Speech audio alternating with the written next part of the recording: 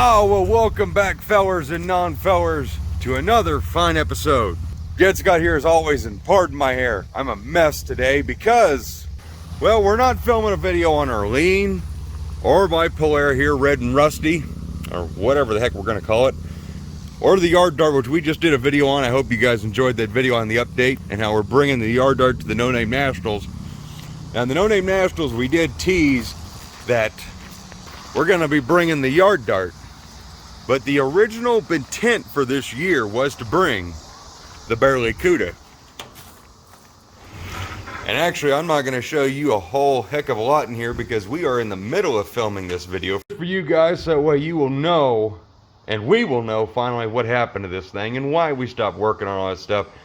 So we're filming a video right now, mainly diagnosing and figuring out what's wrong with this thing. Of course, we still have a lot of things to finish on this vehicle before it could ever be race ready. But I'm going to go ahead and say this. Regardless of there ever being, if there's an engine issue, say if the cam went flat, God forbid, or chuck push rods, or there's internal damage, overboost, I don't know, blown head gaskets, who's to say? I'm at a point where in my life where this thing was fun building, and I really enjoyed every second of it, with spending every moment with Dad and Anna, Ed and Daniel, just all my friends coming together. This thing is a freaking Hot Wheel. And it reminds me a lot of my friend Brian's, the Knuckle Duster, that Dust Devil Garage. It reminds me a lot of his car, just not as wild as his. But I love this thing, but I'm also at a point where I really don't want to spend any more money on it. So, regardless of the outcome, I'm not going to promise you we're going to do much more else with this. Now, if someone out there wants to help us out, say you maybe have an engine or parts you want to help out with, you know, offer them up. You want to like sponsor the car or something. It's a time thing because we're still working on a million other projects. So, but I figure we owe you this much, so let's get right into her. What do you say, Dad? I say, takes a big dog to weigh a ton. Takes a big dog to weigh a ton? That's how we're starting today? And a deep hole to make a well. And a deep hole to make a well. That's about all I know. Well, you want to slide that door the rest of the way open? And let's get this video underway. Okay. I expected that to be a little more epic, but The door is open. maybe we should have had the cover off of that one. Should we do that again? You can wear me out, open and closing? Maybe. Now, anyways, so you fellers and non-fellers may be wondering what this video is going to be about. Well, if you can't tell, here, Dad, I've got horrible hair. Everybody can make fun of me. You're filming yourself. Why'd you give it to me that way? I don't know. I guess you could hand it to Anna. Anna's a photographer. I'm not a photographer. So, we have the BarelyCuda here.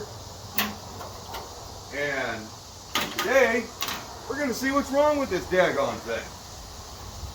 Because basically, once we started moving out to this new property, this engine started fighting us. Our house brand gauges failed, which our Jegs brand gauges, they failed. So our oil pressure gauge stopped working, and our water temperature gauge stopped working, but and we still had water circulating and it was staying cool.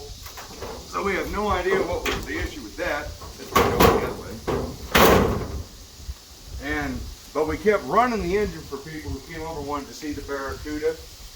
However, unfortunately, one of those times, I think the gauges that failed to stop reading were actually telling the truth, and this thing actually had no oil pressure. I don't know how the water looks, but the last time we ran it, I could see, I took the breather off the valve cover, and one of the exhaust rockers had stopped moving. So here today, let's see what exactly is wrong with this thing. Starting off with, come on in, Dean. Let's just see how. Oh, that's still water. It's not all milky. That is still crystal clear water, the water we put in there. So, we don't have any head gasket problems. We had full of dipstick. Look at that. What the hell? The last time we checked that, that was like Milky. milky. I mean, there's a little bit of metal on there, but Probably sit here long enough that all the water went on the bottom of the pan. yeah, all the condensation. It separated. I really actually, It may not have been as bad as we thought. it may not have been, because the last time we did this, I'll be honest with you guys, it was so just freaking awful. I'll take that. That we literally just stopped doing everything we were doing with the car. I mean, honestly, this thing may look like she's almost ready, but she needs a lot still. Rear shocks, of course, I say that, you guys probably know better. But it needs all the shock setup or suspension work. Of course, we got to make sure it's engine safe. So the first thing we're going to do is get this valve cover off, because one, it's the easy one, and two, the last time I said it was running, I watched in there and you could see one of the rockers wasn't moving with a flashlight. So I guess let's get that valve cover off. We're going to get right into this and see if we can figure out what's going on. Now the valve cover bolt's loose, and before we rip that off, I just want to say, if you're not familiar with the BarelyCuda here, which Dad happily named, is basically barely considered what's left of a 68 fastback Barracuda race car that was built back in the probably late 70s. And we put a motorhome 440 in it with a 671 blower we got from my good friend Ed, and the intake as well. Dean Blowers hooked us up with all the blower drive stuff, helped us get all the right stuff. 660 Hollies on top. And this thing actually ran really good. But let's see what's going on. Of course, we put Edelbrock aluminum heads because I was an idiot and thought we had issues with the old heads, the iron heads. We did not. And then we put a Lunati Voodoo cam in here. And do we see anything? Yep, right there. It kicked push rods. Uh-oh. That one just fell down in. Uh-oh. Dad? It just knocked push rods out. That's what I thought we pulled the valve cover off a long time ago. Yeah, you're right. I overreact. Okay. Well, this may be different. What do we got here? That's a little bit of metal. It's a little. Yeah, it's chrome off the valve cover. It was real thin. It was paper. Let's see what the oil is really dark. Yeah, I don't think we're that lucky, Dad.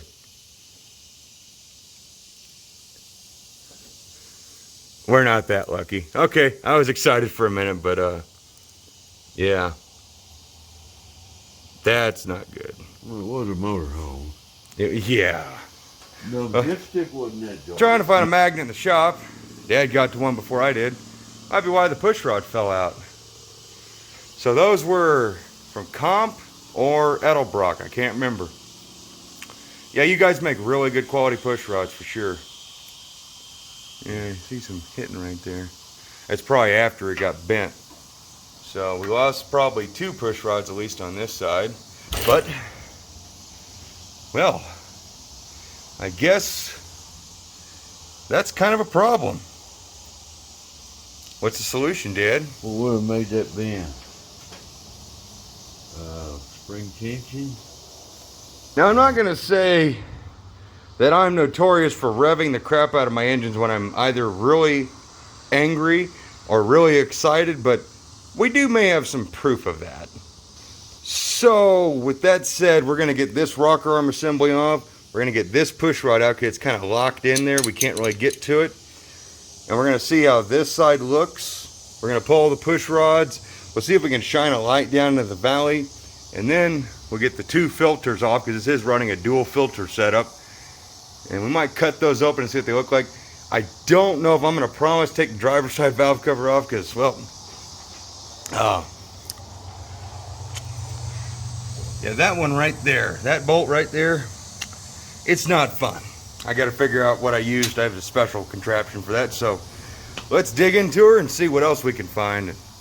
Maybe we can save this thing. I don't know, but maybe. Race car with a hydraulic cam and stock rockers. Probably not the best thing in the world, but this is supposed to be kind of one of them budget things. All right, so let's start with this push rod. Bent. This one. Pretty straight, okay. This one, oh God. Oh God, oh God. What in the world? There we go. Oh yeah, that's another good one. It's bent actually identical to the other one. Look at that. And these are supposed to be the right length push rods, I believe, according to, if these weren't from Edelbrock, then they were from Comp or Lunati. But it's one of those things where they're supposed to be correct. So far I'm kind of, well, really far. These are about as bad as what was in the 800 Dodge. This guy, and I believe it was this guy back here. So,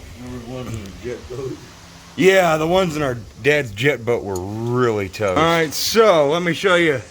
Here's all the push rods in order. There are 4 bent ones. And I just noticed this. I was turning my light down. And let's see, we got a lifter. We got a lifter. We got a lifter. What is that? That lifter right there, number 6 exhaust right there, the lifter is legitimately hanging out of the bore and it's laying in the valley. You can see it, the side of it. You see the side of the cylinder of the lifter there, so that's not groovy. At least we know. Completely up out of its hoot. Yeah, it's been kicked completely out of the bore. So that means that push rod was bent, and that means on one of those high revs, it kicked the lifter clean out of the bore. And that's why that lifter ain't working, and that's why number 6 cylinder is completely dead.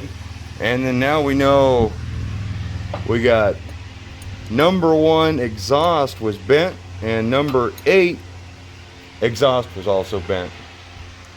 So, hard to say what's going on with the driver's side, but I guess we'll bag and tag what we got on this side, and what do you say we go ahead and just cut one of them filters open and see just how bad that looks. Okay, well, I was just getting ready to put these ARP nuts back onto these studs that came with the Edelbrock heads, and I noticed this one was loose. And I'm pretty sure I had Loctited those back in there. Let's see, that tightened up by hand, what it felt like. Okay, well, let's just get us a big old chunk of that. Dad's thinking this might be residue left over from when this engine was still just motorhome, and I mean, we didn't tear this thing completely apart and rebuild it. We put aluminum heads on it, we cleaned it up, we put a cam and lifters, broke it all in. Everything went smooth, and then things weren't smooth because we had to move, and well, we didn't get to finish this project. And I do want to point out the fact that now that we know we have bent push rods, we know it wasn't an oil issue as far as running Rotella with zinc additives and stuff, but I don't think that was the issue. Clearly, we got a push rod issue, and we may have lost some stuff to metal. We may have ate the cam, I don't know. But we're gonna find out, hopefully, by cutting those bad boys out. Okay, so Jed will be back out. He had to take a break for a second. But I'm gonna go ahead and pull the oil filters. And Jed's dad's probably going to cut at least one of them open. And Jed will come join us when he gets done with what he's doing. So let's go ahead and get it off. I know this is probably boring as shit, watching somebody take an oil filter off. Oh, shoot, I almost dropped it. Don't tell Jed. There's one. Kind of looks a little grimy to me. And here's the other one. I almost dropped that one too. Don't tell Jed. Looky there, they're off. Alright, well now to cut at least one of them open. Alright, so Dad and Anna went ahead and cut the filters open. So, this is our second rag. Dumped both filters out. And it's mostly just really dark, sludgy motorhome oil. There is some glitter in here, but most of it is literally just motorhome sludge because we did not clean this engine other than just putting the Rotella and then the zinc additive and stuff, everything that everybody was saying to use. And so of course it's going to be cleaning the crap out of that old sludgy motorhome engine. But I mean, we aren't seeing a lot of glitter. There is glitter, but it's not like engine destroyed amounts of glitter. Like right there, you see that shimmer? It's not a lot, but it's just enough to make you a little bit concerned. We know we got a lifter kicked out of the bore, so we don't know if that lifter's good or bad. That's all gonna rely on getting the intake manifold off. But yeah, I mean, we even dumped out the contents of the bottom of the filter. Dad dug through the pleats. Like right there, you can see that little bit of a nice shimmer in there, but I mean, it's not horrible. It's not just smoke bad. All right, moving on. All right, distributor's out, and well, at least there's one lifter in there. Still on the cam. Cam still looks pointy right there. That's good. Let's see, everything looks really clean inside the engine, actually, just as clean as we left it. I mean, in the valley. So that's pretty good. I have to go pick up a couple filters because my satellite ate all the 9,000 oil filters we had, trying to fix it, and still trying to fix it. And we get some filters on here. We'll probably have to drain the oil in this thing and just see if we can. All right, Dad. So Dad just got back. He got filters, and I was just sitting here talking to my good friend Brian, which we just mentioned in the intro of the video, which I just filmed because we're back. And Dad had an epiphany why we lost oil pressure, which, Dad? Well, when that lifter jumped up out of the hole, Lost all oil pressure. all your oil just gonna go right back down in the tank. And I'm imagining that lifter shot out probably the last time we ran, well, the last time we lost oil pressure, so she might be a little hurt. The only way we're gonna know is by probably dropping the oil pressure. We cut the filters open, we didn't find shit. Yeah, the filters were pretty clean still. So get maybe, oh, this was something. So I was talking to Brian, and we were talking about push rods, and as it turns out, there's actually 5 that are bent. All of the exhaust push rods have some kind of bend to them. Both number 6s are just completely destroyed. But the intakes seem to be fairly straight, so this is leading me to believe that these push rods that were sourced through, let's see, I got all this stuff from Jegs, and I think this was all the recommended parts via Comp or Edelbrock. And I can't remember who, I think the push rod Comp cams. All right, I guess I'm gonna get on the horn and see about doing some parts hunting. And I'm gonna imagine that all the same issues we got right here are lying right there. So I guess the next ticket is all the cool guy stuff on top has to come off. All right, guys and gals, so I'm just gonna check in with you because Dad and I have been sitting here talking, and I've been just looking at this thing again, getting reinvigorated. And I think what we're going to do is we're going to drain this oil. We're going to see what that tells us. And that's going to tell us if this engine is salvageable or if it's just kaputs. And that's where we're going to leave you. But I'm going to tell you what, if this engine is salvageable, we're going to fix this thing. It's going to run. And I'm going to finish this thing. In fact, we are going to finish this thing because we do have a lot of time and effort into it. And this may have been the car that sparked everything to make us move and crap because it was too loud. And I may have never been able to show you guys that driving footage because that was, I tell you guys what, I've driven a lot of cars and this thing is sketchy as all get out. It don't even have the front bars on it to support the front end. And this car literally drove so straight down the, and some cars just talk to you, and like my Dart is one of them cars. And I think this thing needs to be back at the track. So I think it's worth fixing as long as there ain't nothing terribly wrong down below in that engine. But we never heard any knocks. We never heard any squealing. So I say, let's drain that oil and get a definitive answer. What'd you say, Dad? All right, we're sitting here cooling off, and I was digging through trying to find which push rods went to the Barracuda because we found the box for the push rods that came out, I think, the 800 Dodge there, all the QRQs for mint. So we did find this big bag of just stockers, and luckily these are the right length for 440 because Dad handed me one of the ones from the engine that came from Comp Cams. And these are actually the same length. They're all true. But let's show them the oil, Dad. So not only did we get the oil drained out of this thing, but we also got up on jack stands for working on it, which should tell you the oil was actually remarkably clean. It looked just like dark coffee. I mean, it had a little bit of sludge, but I mean, it was just sludge. There was no metal, there was no metallic in it. Sorry, we had to go charge my phone, but literally, here's the oil for the Barracuda we got out here. So, well, hello there. All right, we're just gonna put that back. That brown recluse was did not appreciate me moving that. Quickly clean that bucket of oil, but the oil is really clean. So, Cotton swab the drain hole. yeah, it was all clean up in there, just sludgy from motorhome. No sludge. So looks like all the blower stuff's coming off. I needed to reseal the front of it anyways in the China wall.